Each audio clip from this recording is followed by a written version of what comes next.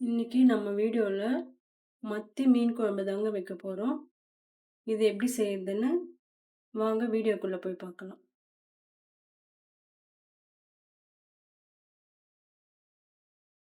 அடுப்ப பத்த வச்சுக்கோங்க. பாத்திரம் சூடானதும் 2 டேபிள் ஸ்பூன் எண்ணெய் ஊத்திக்கோங்க.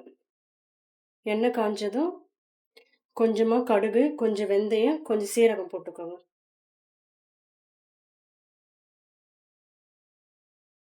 கடுகு பொரிஞ்சதும் வெங்காயம் கட் பண்ணி வச்சிருக்கேன். அதையும் போட்டுக்கோங்க.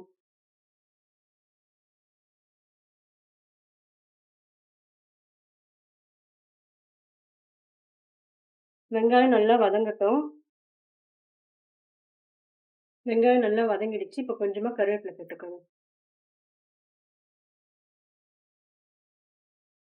2 தக்காளி கட் பண்ணி வச்சிருக்கோம். அதையும்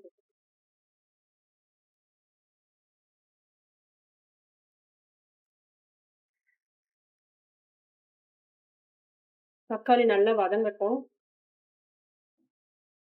தக்காளி நல்லா வதங்கிடுச்சு. இதில கொஞ்சம் உப்பு சேர்த்துக்கோங்க. ஒரு 2 டேபிள் ஸ்பூன் குழம்பு மிளகாத்தூள் சேர்த்துக்கோங்க. இப்ப இதையும் நல்லா கலரிக்கோங்க. புளி கரைச்சு வச்சிருக்கோம். அதையும் இது கூட சேர்த்துக்கோங்க.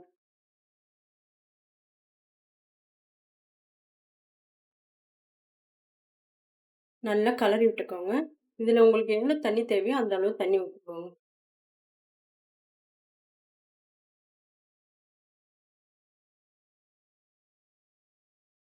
குழம்பு வச்சாச்சு. இப்ப இது கொதி வரட்டும். அது வரைக்கும் வெயிட் பண்ணணும். குழம்பு கொதிக்குது. இது ஒரு 10, 15 நிமிஷம் சிம்ல வச்சு கொதிக்க வைக்கணும். குழம்பு நல்லா கொதிச்சு திக்காயிடுச்சு. இப்ப இதில நம்ம மீன் போட்டுக்கலாம்.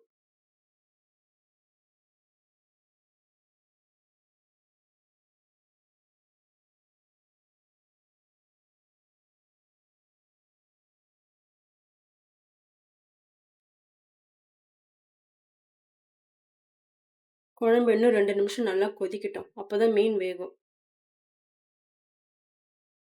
குழம்பு ரெடி ஆயிடுச்சு. இப்போ நம்ம ஸ்டவ் ஆஃப் பண்ணிக்கலாம். இந்த வீடியோ உங்களுக்கு பிடிச்சிருந்தா லைக் பண்ணுங்க, ஷேர் பண்ணுங்க, சப்ஸ்கிரைப் பண்ணுங்க.